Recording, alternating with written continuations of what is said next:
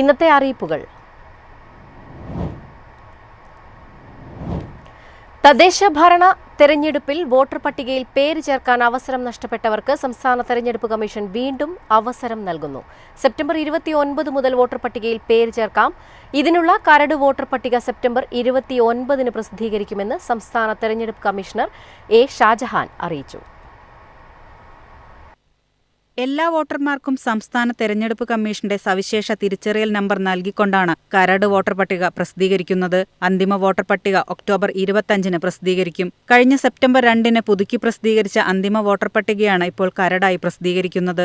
കരട് വോട്ടർ പട്ടിക എല്ലാ തദ്ദേശ സ്ഥാപനങ്ങളിലും വില്ലേജ് താലൂക്ക് ഓഫീസുകളിലും സംസ്ഥാന തെരഞ്ഞെടുപ്പ് കമ്മീഷന്റെ വെബ്സൈറ്റിലും പരിശോധനയ്ക്ക് ലഭിക്കും. ഒക്ടോബർ 14 വരെ വോട്ടർ പട്ടികയിൽ പേര് ചേർക്കാൻ അവസരമുണ്ടാകും. 2025 ജനുവരി 1 അതിനു മുൻപോ 18 വയസ്സ് പൂർത്തിയായവർക്ക് പേര് ചേർക്കാം. തെറ്റുകൾ തിരുത്താനും സ്ഥാനമാറ്റം വരുത്തുന്നതിനും പേരൊഴിവാക്കുന്നതിനും അപേക്ഷ സമർപ്പിക്കാം. സംസ്ഥാന തെരഞ്ഞെടുപ്പ് കമ്മീഷന്റെ വെബ്സൈറ്റിൽ ഓൺലൈനായാണ് അപേക്ഷ സമർപ്പിക്കേണ്ടത്. ഓൺലൈനായി അപേക്ഷിക്കുമ്പോൾ ഹിയറിംഗിനുള്ള കമ്പ്യൂട്ടർ ജനറേറ്റഡ് നോട്ടീസ് ലഭിക്കും. നോട്ടീസിൽ പറഞ്ഞിട്ടുള്ള തീയതിയിൽ ആവശ്യമായ രേഖകൾ സഹിതം ഹിയറിംഗിന് നേരിട്ട് ഹാജരാകണം. News desk Myfin TV.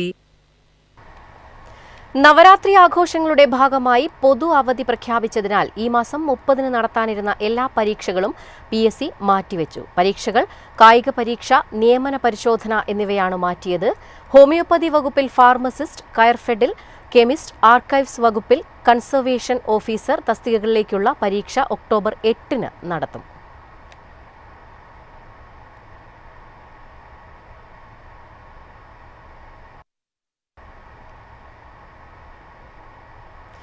Mahanavami, Vijayadashami എന്നീ അവധി ദിനങ്ങളോടനുബന്ധിച്ച് യാത്രക്കാരുടെ സൗകര്യാർത്ഥം KSRTC ഒക്ടോബർ 14 വരെ പ്രത്യേക അധിക സർവീസുകൾ നടത്തുമെന്ന് KSRTC അറിയിച്ചു.